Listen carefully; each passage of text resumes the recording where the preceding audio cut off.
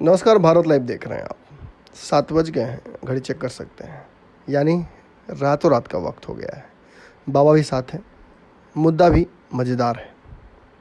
आपको पता है, लगातार विपक्ष जो है वो गोलबंदी शुरू कर चुका है। भाजपा से मन उब गया है, भाजपा से दोस्ती भी करके देख ली, बैर भी करके देख लिया। ये दोनों लायक नहीं है। संपूर्ण देश के राज्यों की छोटी छोटी पार्टियां जो अपने राज्य में पानी में तैरते हुए मगरमच्छ की तरह मजबूत हैं, उन्होंने भाजपा को खदेड़ने का काम किया है। लेकिन दिक्कत कहाँ आ रही है? दिक्कत वहाँ आ रही है कि जब केंद्र की तरफ आपदा हो या अवसर हो, मुंह घुमाकर देखते हैं तो केंद्र मुंह फेर लेती है। अरे दूसरों की बात क्या कीजिएगा, बिहार में डबल इंजन की सरकार प्रॉमिस हुई थी ना। नीतीश कुमार मुंह ताकते जैसे ही हैं मोदी की तरफ कुछ मांगने के लिए, मोदी जी इजराइल की तरफ मुंह कर देते हैं। बात स्पष्ट है, नरेंद्र मोदी को चाहिए फुल पावर और नीतीश कुमार को चाहिए फुल इज्जत। दोनों मिल नहीं रहा है। नीतीश कुमार जी बिहार में तीसरे दर्जे की पार्टी होते हुए भी सत्ता के शीर्ष पर है, लेकिन केवल रिमोट कंट्रोल वाली गाड़ी की तरह, जो चलती तो खूब रंग से है लेकिन किसी और के कंट्रोल में होती है। और ये असहजता नीतीश कुमार को बिल्कुल ही पसंद नहीं है।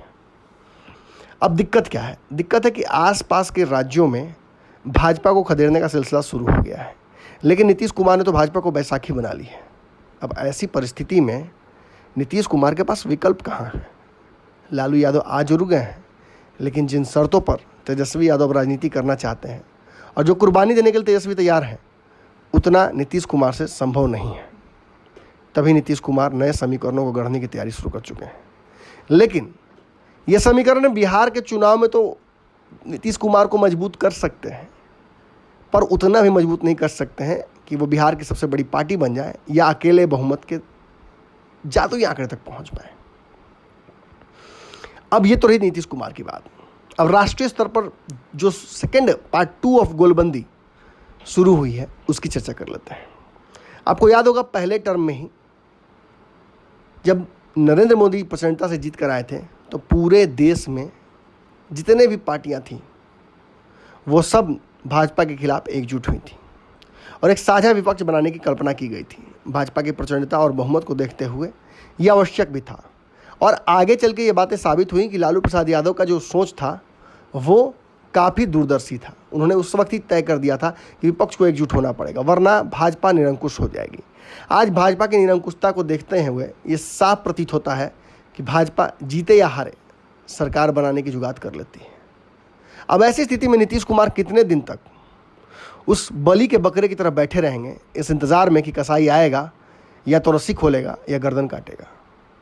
कसाई रस्सी कम ही खोलते हैं, गर्दन ज़्यादा काटते हैं।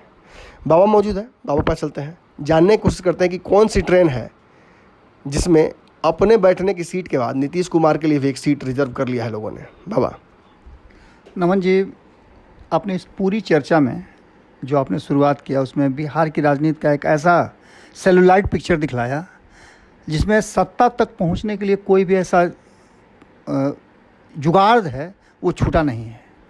लेकिन इस जुगाड़ों पर चर्चा की बात है और हम जो आज कह रहे हैं उस विषय पर आने के लिए सबसे पहले तो ये कहना होगा कि नीतीश कुमार कितना ज़्यादा भारतीय जनता पार्टी से दुखी हैं, पहली बात। दूसरी सबसे महत्वपूर्ण बात कि क्या आरजेडी नीतीश कुमार को छोड़कर भाजपा के साथ साँठ-गाँठ कर लेगी? ये दो चीज़ें अगर नीतीश कुमार को मिल जाए तो फिर नीतीश कुमार जितना मजबूत कोई नहीं होगा, क्योंकि अपनी ताकत तो उन्होंने मजबूत कर ली है। अब इसमें सबसे महत्वपूर्ण क्षण है कि हम लोग क्यों ये बात कह रहे हैं। कल तक तो हम लोग कह रहे थे कि पप्पू यादव एक मोहरा है जिसको नीतीश कुमार यूज़ कर रहे हैं। आज भी हैं, ऐसा नहीं है कि वो ख़त्म हो गई है। पप्पू यादव की चुप्पी बहुत कुछ कह रही है। आपसे जब चर्चा हो रही थी मेरी, तो आपने कई बार ये बात कहा था कि आखिर पप्पू यादव चुप क्यों हैं। पप्पू यादव की चुप्पी बहुत कुछ कह रही है और चुप्पी नहीं है बाबा, एकाएक चुप हो गए जी। और तेजस्वी यादव का कई बार आ जाना, उसके बाद आ करके ये बताना कि हम आपके साथ हैं नीतीश जी। और इससे भी बड़ी घटना एक घटी है कि तेजस्वी यादव, मैं कई लोगों से बात कर रहा था जो महागठबंधन के हिस्सा हैं, पहले मैं उन्हीं लोगों की चर्चा कर लूँ, सत्ता पक्ष की बाद में चर्चा करूँगा। विपक्ष में जो भी पार्टियाँ हैं, जब मेरी बात हो रही थी तो अजीत शर्मा ने स्पष्ट तौर पे कहा था कि हम अपनी लॉयल्टी सरकार के प्रति दिखाने के लिए तैयार हैं। उन्होंने साफ तौर पे कहा था, और ये फैसला उन लोगों ने एक वर्चुअल मीटिंग जो होनी थी तेजस्वी की, उससे पहले तय कर लिया था। यानी कि तेजस्वी के कॉन्सेंट की उन्हें ज़रूरत नहीं थी। बिल्कुल। तेजस्वी से पहले कूद करके उस ट्रेन में, जिस ट्रेन की आप चर्चा कर रहे थे, एक सीट है, कूद करके चाहती है कि पहले हम बैठ जाएं, जिससे कि अगर नीतीश कुमार आए तो अभिवादन के लिए हम खड़ा रहें। पहली बात। दूसरी, कांग्रेस की अपनी मजबूरी है। जी बिल्कुल। सबसे दूसरी, चूंकि रिवाइवल तो सिर्फ कांग्रेस का करना है। आपने राष्ट्रीय स्तर की पार्टी है, इनके बिना अगर कोई अगर प्रयोजन हो भी जाता है तो लोग इनकी तरफ देखेंगे कि इनको काहे नहीं बुलाया, फूफा जी काहे रह गए। आपने पहले ही कह दिया है कि जो क्षेत्रीय दल हैं मगरमच्छ की तरह हैं जी, अपने अपने क्षेत्र में। तो किसे सर्वाइव करना है? तो सर्वाइव छोटी छोटी मछलियों को करना है, जिसे हर जगह रहना है। तो भाजपा एक उसमें है, एक उसमें कांग्रेस। भाजपा जिस तरह से बाबा जोड़ तोड़ करती है, ये तो सीधे तौर पर चेतावनी है। आज ममता बनर्जी हो या झारखंड की सरकार हेमंत सोरेन हो या कोई स्टालिन हो, कोई हो, इन सभी को, केजरीवाल ही क्यों ना हो, इन सभी को अंदर से एक डर है, भाजपा जब चाहे तोड़ जोड़ करके सरकार बना लेगी, बैकडोर से भी।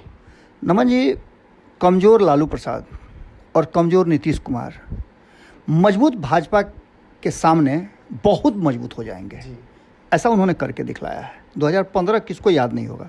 वो एक फेज़ था, शायद लगा नीतीश कुमार को कि हमसे ज़्यादा ताकतवर मत हो जाए लालू प्रसाद, और हो भी रहे थे।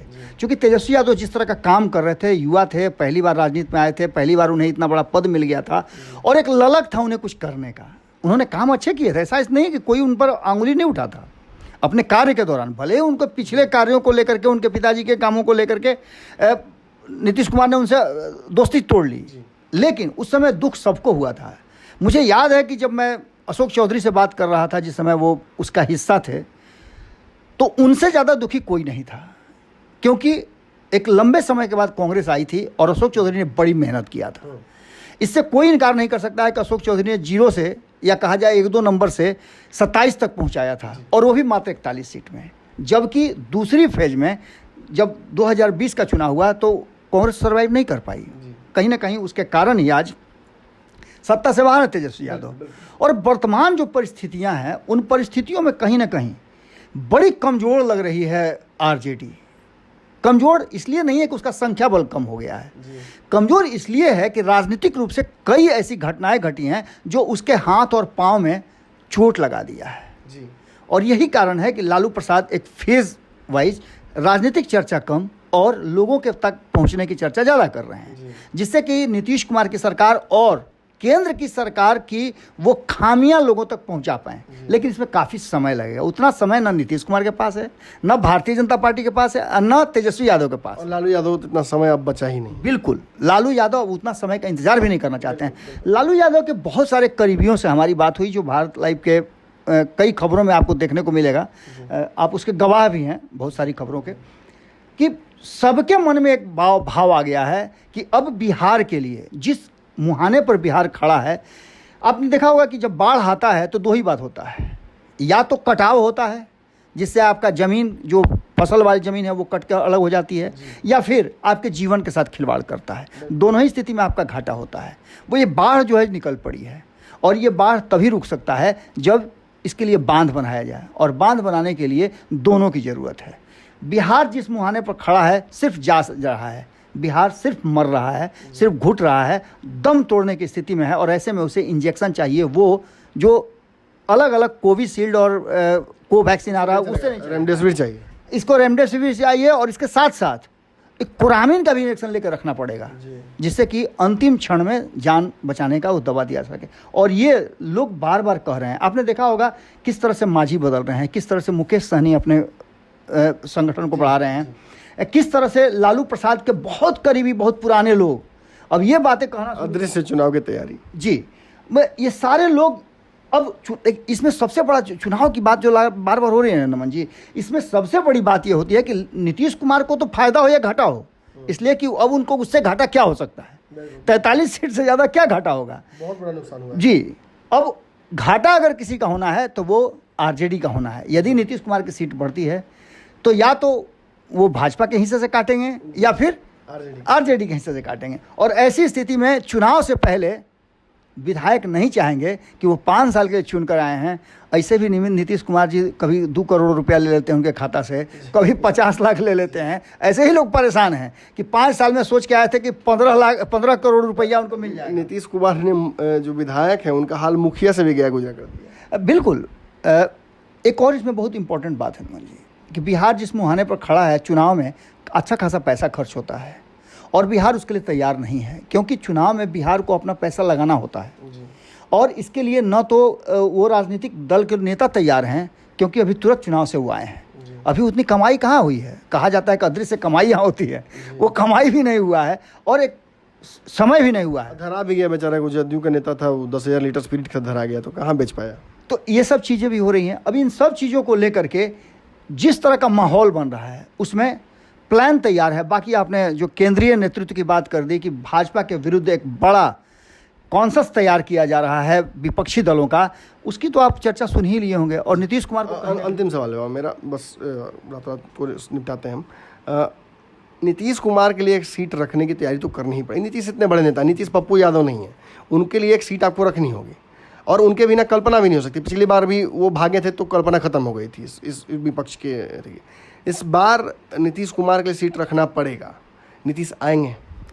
इस पूरे आपके क्वेश्चन का जवाब एक लाइन में है कि प्रशांत किशोर ने जो बातें कही है कि नीतीश कुमार को मैंने छोड़ा था, नीतीश कुमार ने मुझे नहीं भगाया था।